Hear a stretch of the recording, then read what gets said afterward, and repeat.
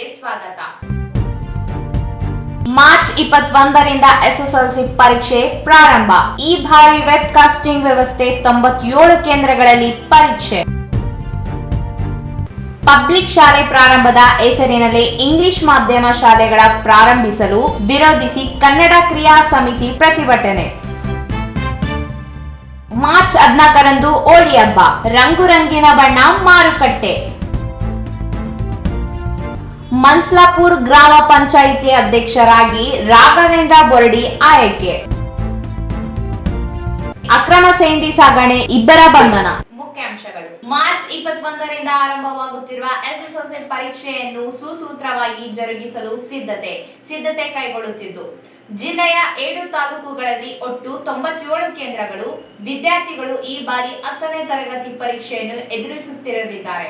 ದೇವದುರ್ಗ ತಾಲೂಕಿನಲ್ಲಿ 15 ಕೇಂದ್ರಗಳು, ಲಿಂಗಸೂರು ತಾಲೂಕಿನಲ್ಲಿ 18 ಕೇಂದ್ರಗಳು, ಮಾನ್ವಿ ತಾಲೂಕಿನ 18 ಕೇಂದ್ರಗಳಲ್ಲಿ, ರಾಯಚೂರು ತಾಲೂಕಿನ 27 ಕೇಂದ್ರಗಳು, ಸಿಂಧನೂರಿನ 19 ಕೇಂದ್ರಗಳಲ್ಲಿ ಪರೀಕ್ಷೆಗಳು ಜರುಗಲಿವೆ. ಎಲ್ಲಾ ಪರೀಕ್ಷಾ ಕೇಂದ್ರಗಳಿಗೆ ಮುಖ್ಯ ಅಧೀಕ್ಷಕರು, ಉಪಮುಖ್ಯ ಅಧೀಕ್ಷಕರು ಹಾಗೂ ಪ್ರಶ್ನೆ ಪತ್ರಿಕೆ ಅಭಿರಕ್ಷಕರನ್ನು ನಿಯೋಜಿಸಲಾಗಿದ್ದು, ಪರೀಕ್ಷೆಯನ್ನು ನಿಯಮಾನುಸಾರ ಮತ್ತು ಪಾರದರ್ಶಕವಾಗಿ ನಡೆಸಲು ಶಿಕ್ಷಣ ಇಲಾಖೆ ಕಸರತ್ತು ನಡೆಸಿದೆ. ಈ ಬಾರಿ ಎಸ್ಎಸ್ಎಲ್ಸಿ ಪರೀಕ್ಷೆಗಳನ್ನು ನಕಲು ಮುಕ್ತ ಮತ್ತು ಪಾರದರ್ಶಕವಾಗಿ ನಡೆಸಲು ವೆಬ್ ಕಾಸ್ಟಿಂಗ್ ನಡೆಸಿ ಪರೀಕ್ಷೆಯ ಮೇಲೆ ನಿಗಾ ಇಡಲು ಸಿದ್ಧತೆ ನಡೆಸಲಾಗಿದೆ. ಇದಕ್ಕಾಗಿ ಜಿಲ್ಲಾ ಪಂಚಾಯತ್ ಕಚೇರಿಯಲ್ಲಿ ಹಾಗೂ ಪ್ರತಿ ತಾಲೂಕಿನಲ್ಲಿ ವೆಬ್ ಕಾಸ್ಟಿಂಗ್ ಕೇಂದ್ರಗಳನ್ನು ಸ್ಥಾಪಿಸಲಾಗಿದೆ. ವೆಬ್ ಕಾಸ್ಟಿಂಗ್ ಕಾರ್ಯವನ್ನು ಶಿಕ್ಷಣ ಇಲಾಖೆಯಿಂದ ನಿಯೋಜಿಸಲಾದ ಒಂದು ತಂಡ ವೀಕ್ಷಣೆ ಮಾಡುತ್ತದೆ. ಪರೀಕ್ಷೆಯಲ್ಲಿ ಅಕ್ರಮಗಳು ಜರುಗದಂತೆ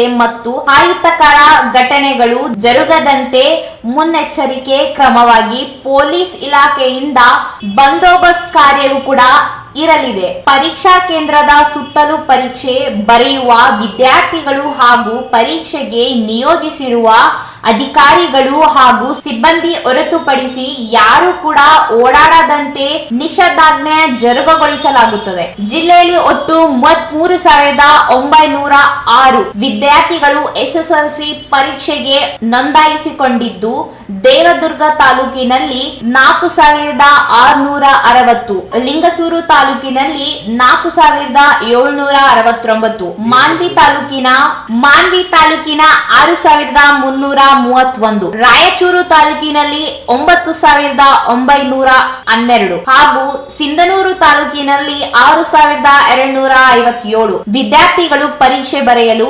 ನೋಂದಾಯಿಸಿಕೊಂಡಿದ್ದಾರೆ. 33,906 ವಿದ್ಯಾರ್ಥಿಗಳ ಪೈಕಿ 30,992 ವಿದ್ಯಾರ್ಥಿಗಳು ರೆಗ್ಯುಲರ್ ಪ್ರೆಷರ್ಗಳಿಗೆ, 761 ವಿದ್ಯಾರ್ಥಿಗಳು ಪ್ರೈವೇಟ್ ಪ್ರೆಷರ್ಗಳಿದ್ದಾರೆ. ಉಳಿದಂತೆ 210 ರೆಗ್ಯುಲರ್ ರಿಪೀಟರ್ಸ್ ಗಳಿದ್ದು, 143 ಪ್ರೈವೇಟ್ ರಿಪೀಟರ್ ವಿದ್ಯಾರ್ಥಿಗಳು ಪರೀಕ್ಷೆ ನೋಂದಾಯಿಸಿಕೊಂಡಿದ್ದಾರೆ. ಬಿಸಿಲಿನ ತಾಪಮಾನ ಹೆಚ್ಚಾಗಿರುವ ಕಾರಣ ಈ ಬಾರಿ ಪರೀಕ್ಷಾ ಕೇಂದ್ರಗಳಲ್ಲಿ ಕುಡಿಯುವ ನೀರು, ಶೌಚಾಲಯ ಸೇರಿದಂತೆ ಇತರ ಮೂಲಭೂತ ಸೌಲಭ್ಯಗಳನ್ನು ನೀಡುವುದು ಅಗತ್ಯವಾಗಿದೆ. ಇದರ ಜೊತೆಗೆ ಪರೀಕ್ಷಾ ಕೇಂದ್ರದ ಸುತ್ತಲೂ ಭದ್ರತೆಯ ವಿಚಾರಣೆಗಳನ್ನು ಗಂಭೀರವಾಗಿ ಜಿಲ್ಲಾಡಳಿತ ಮತ್ತು ಶಾಲಾ ಶಿಕ್ಷಣ ಇಲಾಖೆ ಪರಿಗಣಿಸಬೇಕಿದೆ. ಬಾಕ್ಸ್ ಪರೀಕ್ಷಾ ವೇಳಾಪಟ್ಟಿ. ಮಾರ್ಚ್ 21ರಿಂದ ಏಪ್ರಿಲ್ 2ರವರೆಗೆ ನಡೆಯಲಿರುವ ಎಸ್ಎಸ್ಎಲ್ಸಿ ಪರೀಕ್ಷೆಗಳು ಬೆಳಿಗ್ಗೆ 10 ಗಂಟೆಗೆ ಆರಂಭವಾಗಿ ಮಧ್ಯಾಹ್ನ 1:15ರವರೆಗೆ ನಡೆಯಲಿವೆ. ದ್ವಿತೀಯ ಹಾಗೂ ತೃತೀಯ ಭಾಷೆ ಪರೀಕ್ಷೆಗಳು ಮಧ್ಯಾಹ್ನ 1 ಗಂಟೆಗೆ ಮುಕ್ತಾಯಗೊಳ್ಳಲಿವೆ. ಮಾರ್ಚ್ 21ಕ್ಕೆ ಪ್ರಥಮ ಭಾಷೆ ಪರೀಕ್ಷೆ, ಮಾರ್ಚ್ 24ಕ್ಕೆ ಕೋರ್ ಸಬ್ಜೆಕ್ಟ್ ಗಣಿತ ಅಥವಾ ಸಮಾಜಶಾಸ್ತ್ರ, ಮಾರ್ಚ್ 26ಕ್ಕೆ ದ್ವಿತೀಯ ಭಾಷೆ, ಮಾರ್ಚ್ 29ಕ್ಕೆ ಕೋರ್ ಸಬ್ಜೆಕ್ಟ್ ಸಮಾಜ ವಿಜ್ಞಾನ, ಏಪ್ರಿಲ್ 1ರಂದು ಟಿವಿಎಸ್ ವಿಷಯಗಳು, ಏಪ್ರಿಲ್ 2ರಂದು ಕೋರ್ ಸಬ್ಜೆಕ್ಟ್ ವಿಜ್ಞಾನ ಅಥವಾ ರಾಜ್ಯಶಾಸ್ತ್ರ ನಡೆಯಲಿವೆ. ಉಳಿದಂತೆ ಮಾರ್ಚ್ 22, 23, 25, 27, 28, 30 ಹಾಗೂ ರಂಜಾನ್ ಅಂಗವಾಗಿ ಮಾರ್ಚ್ 21ಕ್ಕೆ ರಜೆ ಇದ್ದು, ಈ ದಿನಗಳಂದು ಪರೀಕ್ಷೆಗಳು ನಡೆಯುವುದಿಲ್ಲ. 400 ಪಬ್ಲಿಕ್ ಕೆಪಿಎಸ್ ಶಾಲೆಗಳನ್ನು ತೆರೆಯುವ ಕುರಿತು ಬಜೆಟ್ ಏರಿಕೆ ವಿರೋಧಿಸಿ ಜಿಲ್ಲಾ ಕನ್ನಡ ಕ್ರಿಯಾ ಸಮಿತಿ ವಸತಿಯಿಂದ ನಗರದ ಡಾಕ್ಟರ್ ಬಿಆರ್ ಅಂಬೇಡ್ಕರ್ ವೃತ್ತದಲ್ಲಿ ಪ್ರತಿಭಟನೆ ನಡೆಸಿದರು. ಮಾರ್ಚ್ 7ರಂದು ಕರ್ನಾಟಕ ಬಜೆಟ್ ಭಾಷಣದಲ್ಲಿ ಮುಖ್ಯಮಂತ್ರಿ ಸಿದ್ದರಾಮಯ್ಯ ಅವರು ರಾಜ್ಯದಲ್ಲಿ 400 ಪಬ್ಲಿಕ್ ಶಾಲೆಗಳನ್ನು ಆರಂಭಿಸುವುದಾಗಿ ಘೋಷಿಸಿರುವುದು ಆಘಾತಕಾರಿಯಾಗಿದೆ. ಕರ್ನಾಟಕ ಭಾಷೆಗೆ, ಕನ್ನಡ ಮಾಧ್ಯಮ ಶಿಕ್ಷಣಕ್ಕೆ ಇದು ಭಾರಿ ದೊಡ್ಡ ಹೊಡೆತ ನೀಡುವ ವಿಷಯವಾಗಿದೆ ಎಂದರು. ಈಗಾಗಲೇ ಪಬ್ಲಿಕ್ ಸ್ಕೂಲ್ ಹೆಸರಲ್ಲಿ ಸರಕಾರಿ ಆಂಗ್ಲ ಮಾಧ್ಯಮ ಪ್ರಾಥಮಿಕ ಪ್ರೌಢಶಾಲೆಗಳು ಆರಂಭಗೊಂಡು ಕನ್ನಡ ಮಾಧ್ಯಮ ಶಿಕ್ಷಣ ಪಡೆಯುವ ಮಕ್ಕಳಲ್ಲಿ ಕೀಳರಿಮೆ ಮೂಡಿಸಿದೆ. ಹಾಗೆ ಇಂಗ್ಲಿಷ್ ಮಾಧ್ಯಮ ಸೆಳೆತ ಮೂಡಿದ ಕನ್ನಡ ಮಾಧ್ಯಮಕ್ಕೆ, ಇಂಗ್ಲಿಷ್ ಮಾಧ್ಯಮ ಸೆಳೆತ ಮೂಡಿಸಿ ಕನ್ನಡ ಮಾಧ್ಯಮಕ್ಕೆ ಕೊಡಲಿ ಪೆಟ್ಟು ಬೀಳಹತ್ತಿದೆ. ಹೀಗಾದರೆ ಮುಂದಿನ 5 ವರ್ಷಗಳಲ್ಲಿ ಎಲ್ಲಾ ಸರಕಾರಿ ಶಾಲೆಗಳಲ್ಲಿ ಕನ್ನಡ ಮಾಧ್ಯಮ ಮುಚ್ಚಿ ಹೋಗಬಹುದು ಎಂದು ಆತಂಕ ವ್ಯಕ್ತಪಡಿಸಿದ್ದರು. ಕೂಡಲೇ 400 ಆಂಗ್ಲ ಮಾಧ್ಯಮ ಪಬ್ಲಿಕ್ ಶಾಲೆಗಳನ್ನು ತೆರೆಯುವ ಘೋಷಣೆ ಕೈ ಬಿಡಬೇಕು. ಈಗಾಗಲೇ ಎಲ್ಲಾ ಜಿಲ್ಲಾ ಮತ್ತು ತಾಲೂಕುಗಳಲ್ಲಿ ತೆರೆದಿರುವ ಇಂಗ್ಲಿಷ್ ಮಾಧ್ಯಮದ ಪಬ್ಲಿಕ್ ಶಾಲೆಗಳನ್ನು ಕೂಡಲೇ ಮುಚ್ಚಬೇಕು. LKG UKG ಇಂದ 10ನೇ ತರಗತಿಯವರೆಗೆ ಸರ್ಕಾರಿ ಶಾಲೆಗಳಲ್ಲಿ ಕನ್ನಡ ಮಾಧ್ಯಮ ಶಾಲೆಗಳಲ್ಲಿ ಮಾತ್ರ ನಡೆಸಬೇಕು. ಇದು ರಾಜ್ಯ ಭಾಷಾ ನೀತಿಗೆ ಅನುಗುಣವಾಗಿದೆ. ಕನ್ನಡ ಮಾಧ್ಯಮ ಬಿಟ್ಟು ಉಳಿದೆಲ್ಲಾ ಶಿಕ್ಷಣ ಮಾಧ್ಯಮ ರದ್ದುಪಡಿಸಬೇಕೆಂದು ಒತ್ತಾಯಿಸಿದರು. ರಾಯಚೂರು ನಗರದಲ್ಲಿ ಕರ್ನಾಟಕ ಸರ್ಕಾರದ ನೀತಿಯಂತೆ ನಾಮಫಲಗಳಲ್ಲಿ 60% ಕನ್ನಡ ಆಗುವಂತೆ ರಾಯಚೂರು ಮಹಾನಗರ ಪಾಲಿಕೆ ಕೂಡಲೇ ಅನುಷ್ಠಾನಗೊಳಿಸುವಂತೆ ಮಾಡಬೇಕು. ಕರ್ನಾಟಕ ವಿದ್ಯುತ್ ನಿಗಮದ ರಾಯಚೂರು ಶಾಖೋತ್ಪನ್ನ ವಿದ್ಯುತ್ ಕೇಂದ್ರದ DAV ಆಂಗ್ಲ ಮಾಧ್ಯಮ ಶಾಲೆ ರದ್ದುಪಡಿಸಬೇಕು, ಅಂದರೆ ಮುಚ್ಚಬೇಕು. ಮುಚ್ಚಿರುವ ಕನ್ನಡ ಮಾಧ್ಯಮ ಶಾಲೆ ಪುನಃ LKG ಇಂದ 10ನೇ ತರಗತಿಯವರೆಗೆ ಆರಂಭಿಸಬೇಕು ಎಂದು ಆಗ್ರಹಿಸಿದರು.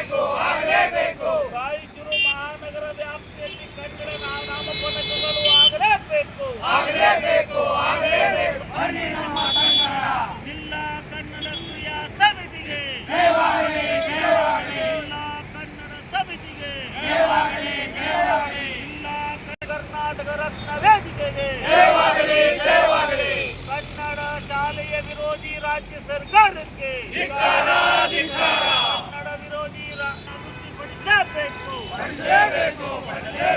ಗಡಿ ಭಾಗದ ಕನ್ನಡ ಶಾಲೆಗಳನ್ನು ರಕ್ಷಿಸಲೇಬೇಕು.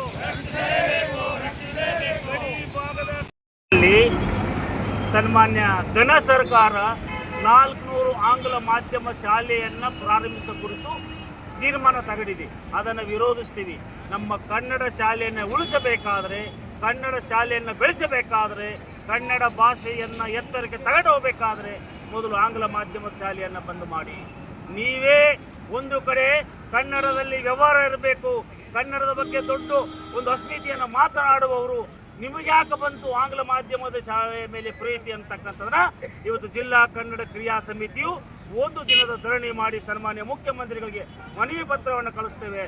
ನೀವು ಈಗೇನು 400 ಶಾಲೆಗಳನ್ನು ಆಂಗ್ಲ ಮಾಧ್ಯಮ ಶಾಲೆಗಳನ್ನೇನು ಪ್ರಾರಂಭಿಸಲು ಹೇಳಿದ್ರ ಅದನ್ನು ರದ್ದುಪಡಿಸಿ ನೂತನವಾಗಿ ಹೊಸ ಕನ್ನಡ ಶಾಲೆಗಳನ್ನು ಪ್ರಾರಂಭಿಸಿ ಗಡಿ ಭಾಗದಲ್ಲಿ ಇರ್ತಕ್ಕಂಥ ಕನ್ನಡ ಶಾಲೆಯ ಮಕ್ಕಳ ಕುಂದುಕೊರತೆಗಳನ್ನು ಆಲಿಸಿ ಅವರಿಗೆ ಆದ್ಯತೆ ನೀಡಿ, ಹಾಗೂ ಇವತ್ತೇನು ಶಕ್ತಿ ನಗರದಲ್ಲಿ ಏನು RTPS ಒಂದು ಕನ್ನಡ ಮಾಧ್ಯಮ ಶಾಲೆ ಯಾವುದೇ ಕನ್ನಡಕ್ಕೆ ಬೆಲೆ ಇರಲಾರದೆ ನಡೆಸ್ಕೊಂಡು ಹೋಗ್ತಾ ಇದ್ದಾರೆ, ಅದನ್ನು ರದ್ದುಪಡಿಸಿ ಅಂತಕ್ಕಂಥದ್ದನ್ನ ಇವತ್ತು ಒಟ್ಟಾರೆ ನಮ್ಮ ಬೇಡಿಕೆಗಳು.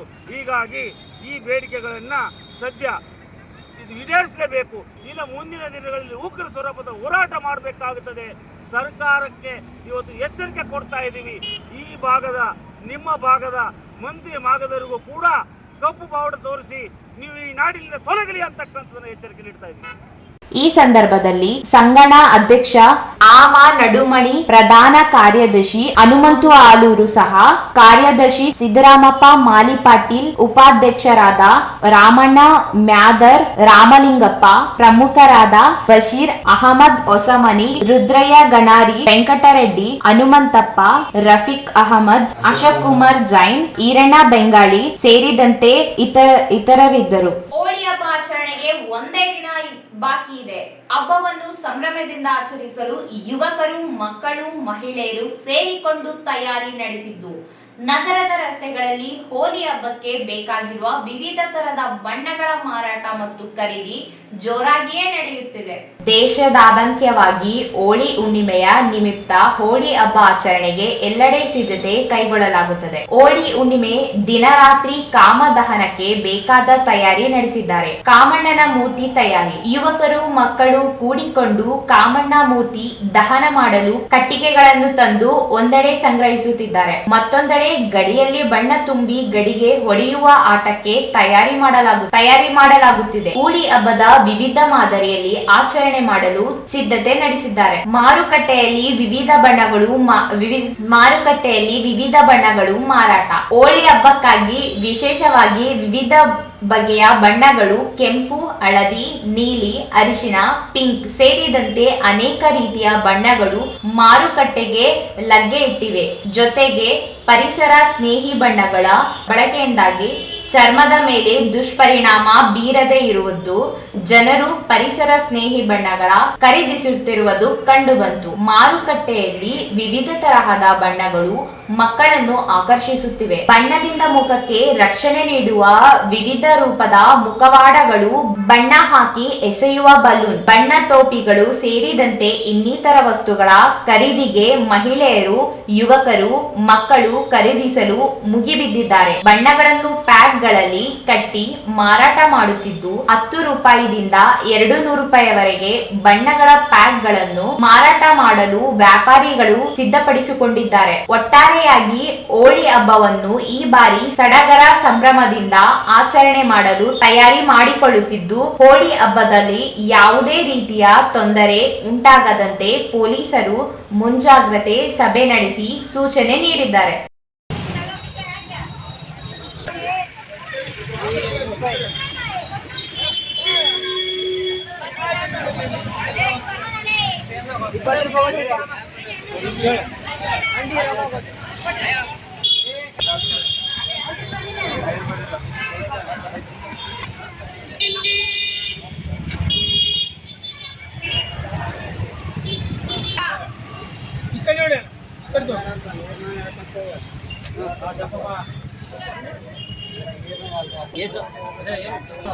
ಇಲ್ಲಿ ಲೆಕ್ಕ ಮಾಡ್ರಿ ಮೊಬೈಲ್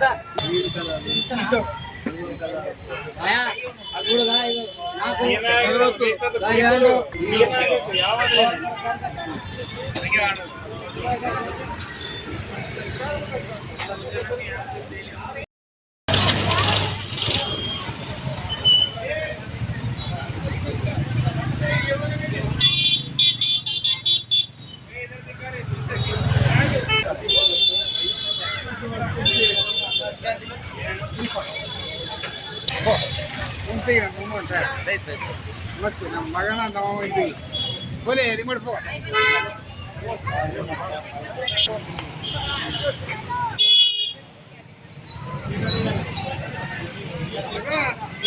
ಹ್ಯಾಪಿ ಹೋಲಿ ಅನ್ನೋ ಹ್ಯಾಪಿ ಹೋಲಿ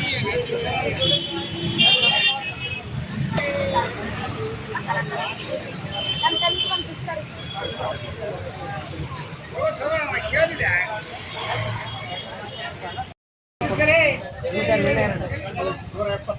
ಏನ್ ಬೇಕಪ್ಪ